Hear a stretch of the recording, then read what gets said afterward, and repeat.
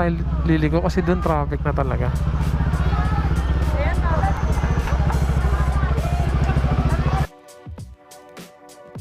So magandang araw sa inyo mga idol. Shoutout Iglesia. Shoutout Manila. Ako naman, medyo mabigat na yung traffic pagbalikan na. Siguro kagabi medyo nag-traffic o di naman. Kasi mga nag-uwian, ganun. Nag-spend na kanilang holiday. Pero hindi kasi lang weekend kaya hindi ganong gaya sa expectation ng karamihan. Hindi ganun bakit pumuputok na naman siya. Usually dapat boto Uy! Tigan dapat dun sa kabila 7:38. Abot kaya tayo. Medyo bilisan pa doon natin.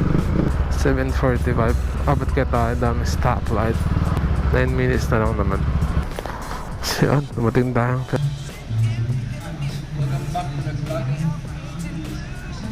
Bye-bye! Genius camera.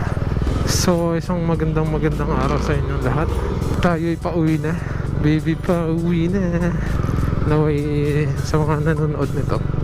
Ang gamit ko po ay Dominar 400 na nakuha sa Wheeltech San Fernando. Hirap daw kasi talaga ng unit nito. Actually mag-ano dapat ako Husqvarna na bitpilin, pero same engine lang naman sila ni KTM, ni Bitpilin, kasi joint project to ni KTM. Ang gamit ko namang camera is GoPro Hero 7 Black. Ito Motovlog to na charger, direct sa battery, may on off siya. Tapos pag sinild mo for waterproofing. Tapos sec na lagay ng cellphone. At Benkia na shoes, gamit ko Benkia na casual summer shoes.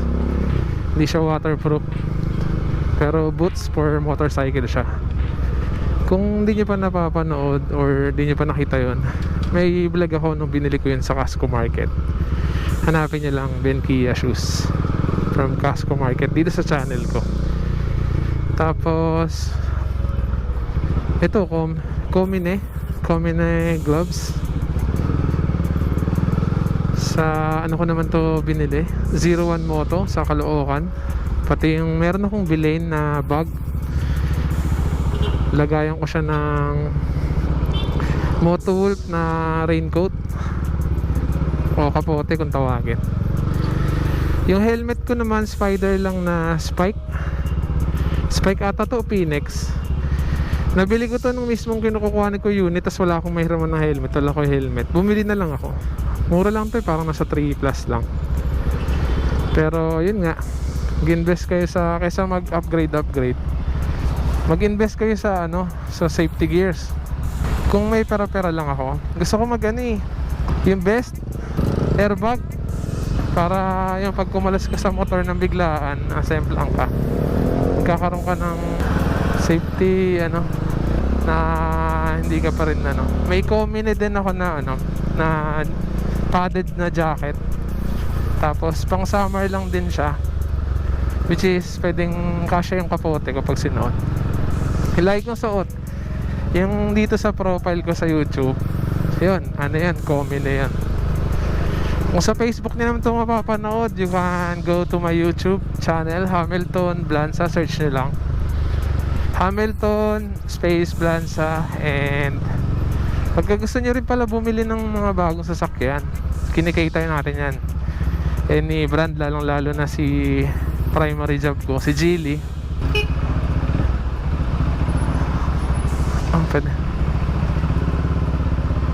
Pwede lumiko. Geely Manila, saka bebenta tayo ng Geely. Shoutout kay kuya, pinalusot niya tayo. Geely, saka bebenta tayo ng Isuzu. Kahit nasa Mindanao pa yan, meron tayong branch sa Leyte. May Isuzu Manila din, at Honda Manila.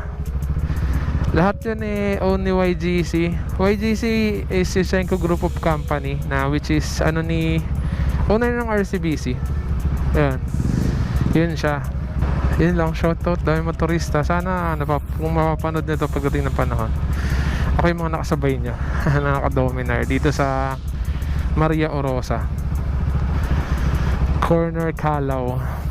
Tapos nag-ano lang naman tayo, vlogging for safety purposes din, at para ma-record natin yung araw natin, ma-record yung araw natin na walang aksidente, kaya ano naman, may ma-capture tayo ng mga moments, mga ganyan.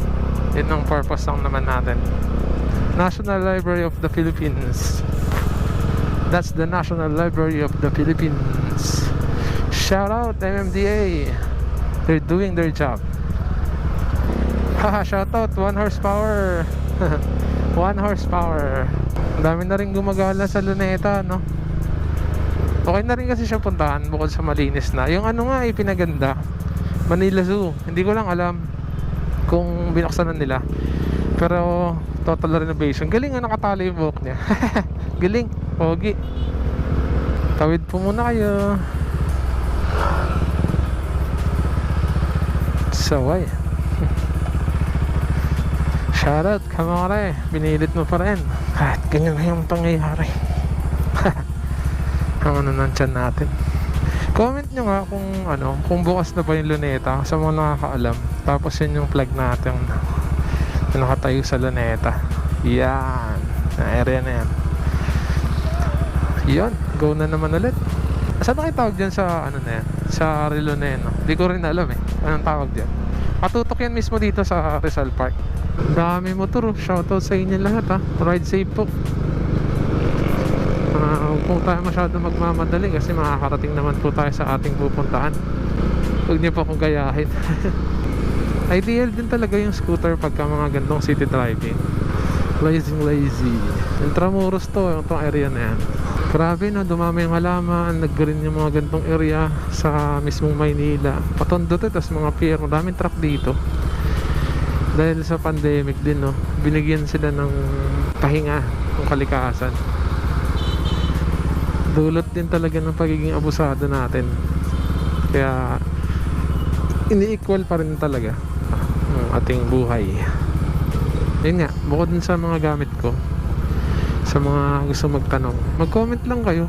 And sa pagbablog naman, sa mga gustong manghingi ng payo, although hindi naman ako ganung hindi rin ako sikat na vlogger o mayaman na vlogger or sikat na sikat, baka may maipapayo ko. Although marami akong pagkakamali, which is ang pagkakamali ko naman din talaga, karamihan ng vlogs ko more on myself lang, at talagang traditional vlog na para ka nagsusulat ng diary na nag-improve lang, naging video vlogging. Kinakausap mo para maalala mo na ganito yung nangyari ng mga araw na to, ganyan. Yun lang yan, parang diary talaga, which is walang interested. Wala siyang interested, hindi kayo interested kasi buhay ko lang to. Sino ba si Hamilton? Pero yung ginagawa kasi ng iba, hindi na vlogging, entertainment na eh. Entertainment, saka informative yan. Yun din naman, para din naman sa informative na talagang matadaanan ko lang. At medyo ginawa ko rin. Yun lang siguro yung mabibigay ko sa inyong informative. Kasi hindi ko naman magagawang informative yung hindi naman ako, may trabaho kasi ako, hindi ako yung pure na ito lang yung pinagkakabalahan, mga ganun. Ito ang Tondo, Manila. Shout out sa mga taga Tondo. Bumibili ng sirang TV LED rep or aircon, Edgar Junk Shop. Alala ko dati nung junk shop ang business namin. Dati kasi junk shop din ang business namin. Tapos ganyan kung ano sa taas na yun gamit, nasa bubong namin. Although nakakaawa yung negosyo na yun, malaki yung pera sa ganun wala lang kaming ganung kalaking puhunan dati. Pero proud ako kasi halos lahat ng mga sinubukan naming negosyo, bukod sa hands on yung parents ko, nakaka-proud kasi yung mga experience na yun hindi mo yun mapupulot kung san-san Haha, dito tayo sa Bulumiko. Siguro madami ng tao dito. Ayun bukas na kasi dami na rin naglalaro Ito nakita ko tong ugbo na to, itong kalsada na to ano pa, yung tipong pandemic pa. Siguro mas to, mas maraming tao talaga kapag normal na. Yan, ganitong oras pa lang, pero mga 7 or 8, sobrang dami na ng tao dito. Nagdadatingin na yung mga mahilig sa mga pika-pika, ganyan. Yan ang madami dito. At siguro din na tayo liligo kasi doon traffic na talaga.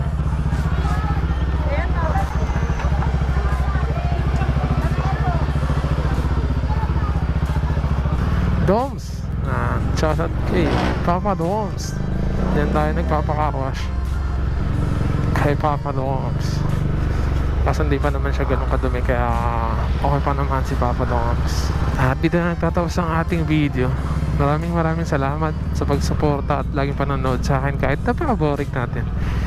Salamat mga idol, mga lods, at dating tawag ko mga backlogs. See you in my next video. Bye bye.